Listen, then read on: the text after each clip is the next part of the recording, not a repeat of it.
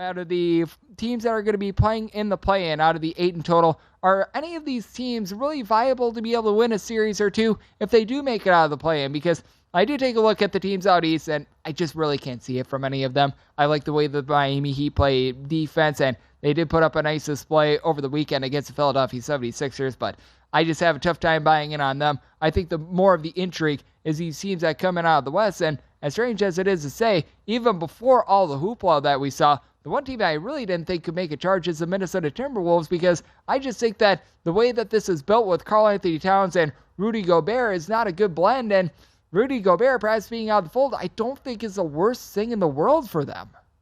Yeah, that's an interesting matchup. The Lakers, since the All-Star break, Greg, is the best team record-wise in the NBA. And I think LeBron only played 11 or 12 of those games. So that is super impressive. They have a much deeper roster post-trade deadline. With that being said, though, the Timberwolves' ceiling is super high. They have a young budding star in Anthony Edwards. They have Karl Anthony Towns right in the center of his athletic prime right now. I don't know if Rudy Gobert is going to sit. Maybe you have updated information there, but I think sneakily a pretty big absence is going to be Jaden McDaniels. Not sure if people caught it, but on his way out of the game, he punched the wall, hurt his hand, so he was unable to return. And I think he's already been deemed out for this Tuesday play-in game. He's a nice athletic wing, long, can guard multiple positions.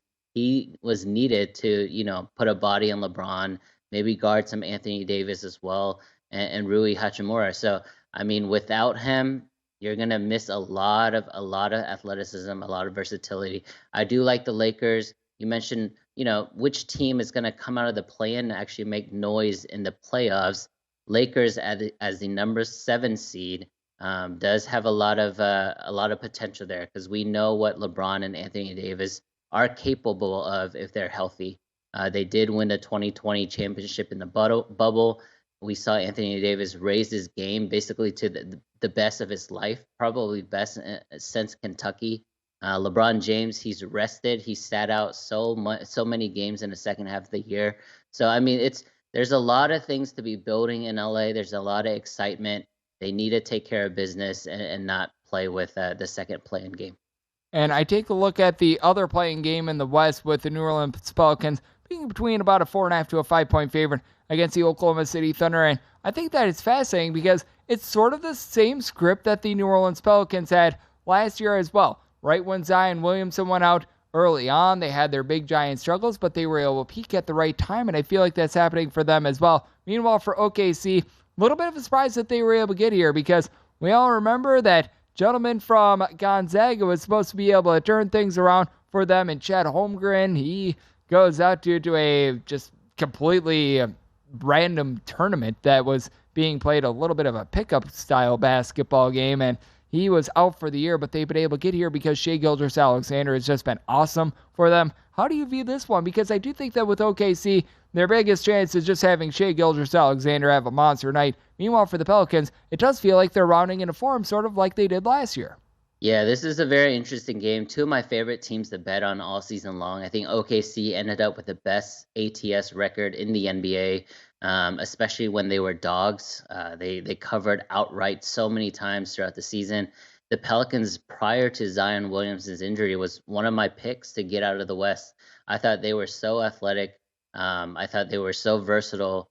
I think what's going to happen here is OKC and the rest of the league has been doing this, but they're going to see if Herb Jones can make an outside shot, because the rest of the team is very offensively, viable there. CJ McCollum's great, Brandon Ingram's great. Obviously, we know Trey Murphy's, rise to his stardom now as a rookie, and then Valanciunas does what he does down low with rebounding. So they're gonna really double team and zero in on Brandon Ingram and CJ McCollum, and really see if Herb Jones can beat you, because we know Herb Jones is a great defender and he's gonna be put on Shai Gilgeous basically the entire game. But if he can't make a shot, he might become unplayable. On the other side, Greg, OKC, I love Shai. If you add points, rebounds, assists, and then you include the steals and blocks per game averages this year, he's the first person to ever have those averages this year since Michael Jordan. He had over 30 points block, and a steal. He's my pick for most improved player. I think the favorite right now is Larry Markkinen, but you can't sleep on Shea.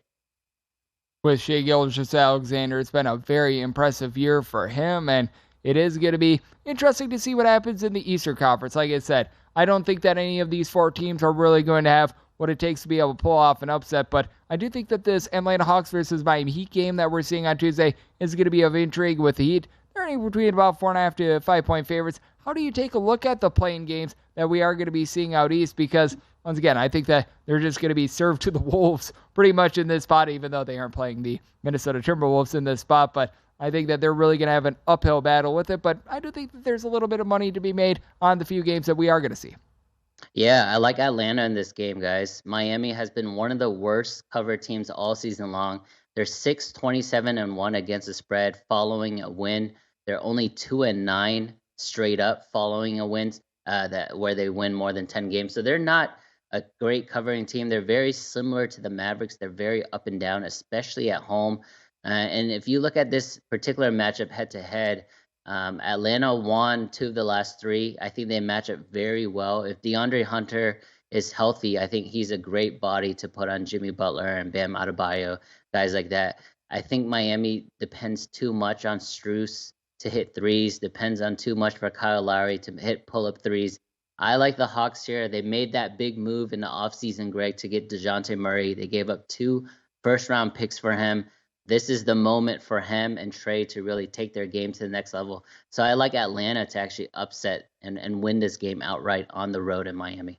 And I do think that this is going to be interesting to see what happens if it were to be the Miami Heat facing off against the winner of the Bulls versus the Raptors, because I do think that I agree with you. I do think that the Hawks have a good chance of being able to win this game outright, but if you do get the Miami Heat against either of those teams in the Bulls or the Raptors, I think that they could take down any of them. I agree with you. I would say my value pick is Toronto. I just like how they've been playing the last month and a half. I know that those are 2 elite coaches, right? Miami has Spoelstra and Toronto has Nick Nurse, so there's really no advantage there. It's going to come down to 3-point shooting. So if Fred VanVleet, Pascal Siakam and OG Anunoby just hit threes, I think they're going to be really, really tough to beat for Miami, because Miami's ceiling offensively is not high as Toronto's, in my opinion. Yep, and I do think that all 4 of those East teams, they don't have too much of a ceiling in general when it comes to being able to get into the playoffs. Albert, we've got a few series that are set. No question about it. The 1 and 2 seeds, I think that they are going to be rather chalky favorites in their series price, regardless of who comes out of that. But how do you view series prices with the NBA? Because among all the sports that we see, I just feel like the NBA, you see the fewest amount of upsets, and it's really tough for me to take a look at any of these underdogs and really like too many of them, because a lot of these favorites, they are rather chalky. And while I don't think that there is a ton of value in betting like the Suns at minus 600 to be able to overcome the LA Clippers, at the same time, it's just a spot where I don't see any value with the Clippers at 4-1 either. Yeah, I mean, the Suns at minus 600 is a little mind-blowing. I think they're overlooking the Clippers, to be honest. I know Paul George is out, Greg. Paul George is a big loss, and the latest reports I've read is his knee was immobilized. He has been working out, but he hasn't regained, basketball activities yet. That means he's at least a couple weeks out. So I don't think he's going to play in this series. Maybe a potential Game 7. With that being said, that the Clippers play defense. If you play defense, especially on the road, you're going to always be in it. So this series may not be close in terms of the number of wins and losses, but I think each game is going to be competitive. So I think it's going to allow bettors like you and I to find value in the Clippers from a game-to-game or half-to-half perspective. Another series out west that I like, the underdog here, is the Warriors and the Kings. I know the Kings are the higher seed and they're a big underdog. The first time they've hosted a playoff game basically in 20, 25 years. But let's not forget the Warriors. I know they won the championship last year. I know that, Steph Curry, Klay Thompson, and Draymond Green, when they are healthy, they haven't lost a playoff series in like 7-8 years. With that being said, they are the worst cover team on the road in the history of, since we started keeping track in the NBA. So I don't think you can just flip a switch, Greg, and become a good road team. I know they beat up on the Portland Trail Blazers today. They dropped 160 points, but that's not going to fix all your woes on the road. They don't play good defense. They don't rebound the ball, and obviously they don't shoot well on the road. The Kings have been great all season long, one of the most elite offenses that we've seen in the history of the league. I like the Kings number at plus 225. I think it's great value. If you don't want to go that far, Greg, maybe do like a series, a game spread where, maybe it goes to 6 or 7 games and the Kings win 2 of those. And what I think is interesting as well is what I noticed last year in the NBA playoffs is that every time the favorite won, it just felt like they covered every single game. And when the underdog was able to be victorious, they won outright. They didn't just cover the spread, but they won outright. How much do you take of that from last year? And do you think that that's another good approach this year? If you like the underdog, instead of just taking the points, take them outright on the money line, because there were very few playoff games last year that landed on the spread. Yeah, that's a great discussion point, Greg, and it's one of my principles as a bettor, and it's across all sports, across all seasons, across all moments, with whether it's a regular season or the postseason. But if I'm on the underdog, I'm also on the spread, right? Sorry, if I'm on the spread, I'm also on the money line. So if I don't believe a underdog can win the game, I'm not going to play the underdog. So in this case, if I'm going to play the Kings spread each game, I do expect, or I do see a path where they can win outright as well. On the flip side, if I don't think that a team is going to cover the number, I'm not going to also bet their money line, right? So, for example, if the Warriors are 4.5 point favorites hypothetically in game one, if I don't think that they're going to cover that 4.5 games, you don't see me ever, including the Warriors money line in a parlay or anything like that. It would be a stay away for me. Yep, and I do think that that is something very important to point out. I will break this rule a little bit because when you get college basketball with like 35-point underdogs and everything like that, when you're taking the 35 points, I'm not going to be betting the money line as well. But that said, when it's more like a modest 6 points or something like that, I do agree with you there. So when it's in reason, I totally am with you on that regard. And when I take a look at this series, I do think that it's the most intriguing of the ones that we have right now, and I think that it could be the best series as well. It's the Knicks and the Cleveland Cavaliers. Right now, in terms of a series price at DraftKings, you've got the Cleveland Cavaliers -$2, plus 160 on the Knicks. Regardless of which side you're on, I would say shop around for the best number with regards to these series prices. You're going to find a little bit more variance on those rather than just the game-to-game spreads. But how do you view this series? Because with the Cleveland Cavaliers, they've got some really gaudy advanced analytical stats, but a lot of these stats have come against, shall we say, lesser competition. Meanwhile, the New York Knicks, I've been incredibly impressed by the way that they have played on the road this year. Yeah, this is going to be a good series. I know a lot of people are high on the Knicks. They've been really good. They took 2 or 3 steps forward when it comes to their defense. They started off defensively really, really bad in their first 6 to 8 weeks. And they just got a lot better. I think a lot of that was just integrating Jalen Brunson into their team. Jalen Brunson, who's been playing unbelievable. I think the scary part here, if you're a Knicks fan or a Knicks backer, is Jalen Brunson and Julius Randle both are not 100%. I think that's a little scary because your top 2 horses are going to be going up against one of the elite defenses in the NBA statistically. We know the Bucks are up there. We know the Celtics are up there. The Clippers up there. The Cavs are right there with them, especially with their twin towers, Jared Allen and Evan Mobley. So if you don't have your 2 star players healthy and you're going to depend on quickly, who's been having an unbelievable second half of the season, most likely the winner of the 6-man award. But if you have to rely on him to score 20, 25 every single game against that defense, I personally don't think it's going to be, pretty for the Knicks. And then on the other hand, Greg, when you look at the offense of Cleveland, they have a dynamic backcourt in Donovan Mitchell and Darius Garland. Donovan Mitchell, for those who don't remember, had a superstar breakout postseason campaign a couple of years ago in the bubble, scored 50 points a couple times in the playoffs, and Darius Garland can get hot as well. So I actually kind of like the Cavs here. I think they're going to surprise people. I think they've been slept on all season long this year as well as last year. I like the Cavs, man. I know it's a little juicy at -200. I would probably do the -1.5 there because I think they're going to win in 6 games. And then if they were to be able to survive and advance, they would most likely have the Milwaukee Bucks in the next series, which would there be any path of victory for the Cavs in that series, or would that be in more one that you take a look at a little bit more game to game? Because I don't think that the Cavs would have enough firepower to be able to get it done in that sort of series, but I could certainly see them being able to steal a game or two, especially in Cleveland. Yeah, that series is tough. It's also an interdivision rivalry, and the Bucks have dominated this for many, many years.